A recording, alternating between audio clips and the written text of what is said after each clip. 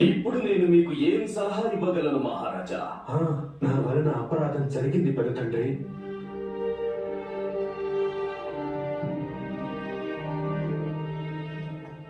జన్మతః నేను నేత్రహీనుని పెద్ద తండ్రి.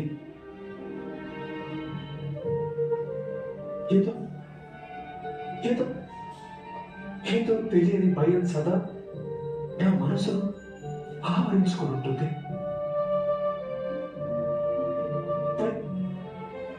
నా వలన ఏదైనా తప్పుదల జరిగి ఉంటే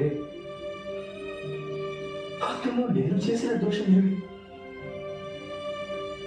నేత్రహీనుడివి కావడం నీవు చేసిన తప్పిదం కాదు ధృతరాష్ట్ర. మానసికంగా అంధుడివి కావడం నీవు చేసిన తప్పిదం. జీవించేందుకు దృష్టి ఎంత అవసరమన్నది ఎప్పుడూ నీకు తెలియదు. మరి ఎందుకు నీవు ఇతరుల కంటే తక్కువని భావిస్తున్నావు?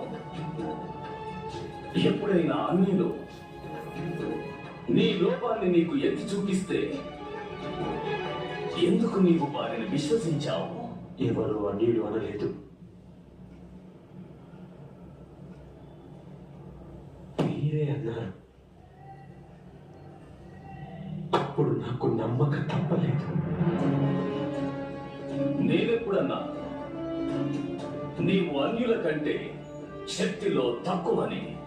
జ్ఞాపకం చేసుకోండి పెద్ద తండ్రి. రాజ్యాభిషేక ఘట్టాన్ని గుర్తు చేసుకోండి.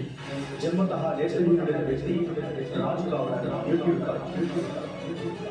ఆ రోజు వీరు విదురుని మాటలు ఒప్పుకున్నారు. జన్మతః నేత్రహీనుడైన వ్యక్తి రాజుగా పనికిరాడన్నారు.